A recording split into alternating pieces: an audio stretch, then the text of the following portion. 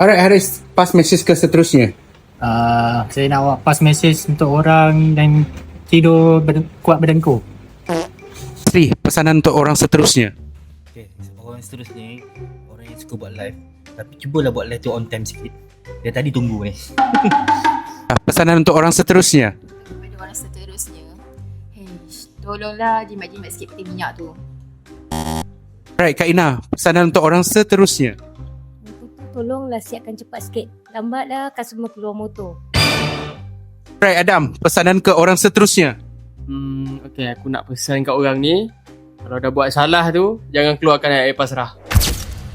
Guys, pesanan untuk orang seterusnya.